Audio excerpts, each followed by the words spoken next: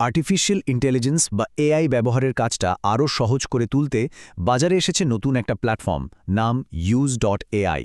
তো চলুন আজ আমরা এটা নিয়েই একটু বিস্তারিত আলোচনা করি। আচ্ছা, ব্যাপারটা কি এরকম হয় যে চ্যাট জিপিটি, জেমিনি বা এরকম আরও অনেকগুলো এআই টুল সব একসাথে ব্যবহার করতে গিয়ে রীতিমতো হিমশিম খেতে হচ্ছে? যদি উত্তরটা হ্যাঁ হয়, তাহলে কিন্তু আজকের এই আলোচনাটা আপনার জন্যে।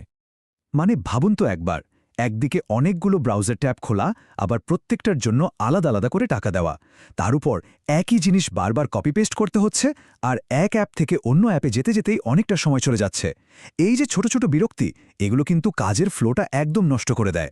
তো ঠিক এই সব সমস্যার সমাধান হিসেবেই কিন্তু বাজারে এসেছে use.ai। চলুন এবার একটু কাছ থেকে দেখা যাক কিভাবে এই প্ল্যাটফর্মটা সবকিছুকে একটা মাত্র ড্যাশবোর্ডে গুছিয়ে আনছে। সহজ কথায় use.ai হলো একটা অল ইন ওয়ান ড্যাশবোর্ড। মানে এখানে জিপিটি, ক্লড, জেমিনির মতো 25টারও বেশি বড় বড় এআই মডেলকে এক জায়গায় পাওয়া যাচ্ছে।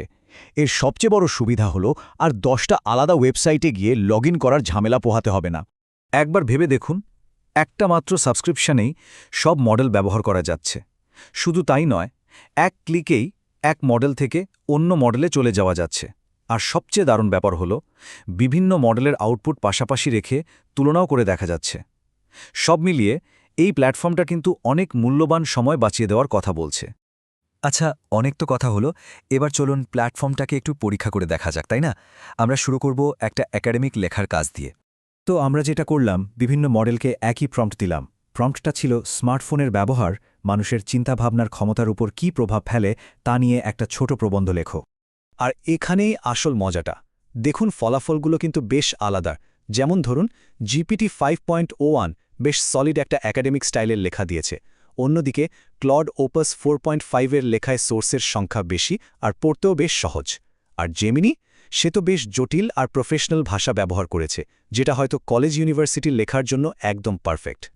কিন্তু দাঁড়ান, ব্যাপারটা শুধু টাইপ করার মধ্যেই সীমাবদ্ধ না। এখানে আরও অনেক কিছু আছে। যেমন চাইলে মুখেই প্রম্পট ডিকটেট করা যাবে, আবার দরকার হলে এটা ওয়েব সার্চ করে সোর্স লিঙ্ক সহ একদম লেটেস্ট তথ্য এনে দেবে। এমনকি বেশ জটিল কোনো টপিকের ওপর বিস্তারিত রিপোর্টও তৈরি করে ফেলা যাবে এক নিমিষে। বেশ, লেখালেখির পরীক্ষা তো হলো, এবার চলুন একটু ক্রিয়েটিভ দিকে যাই। মানে ছবি তৈরির ক্ষেত্রে মডেলগুলো কেমন কাজ করে সেটা দেখা যাক। এখানেও আমরা 3টা মডেলকেই একই প্রম্পট দিয়েছিলাম।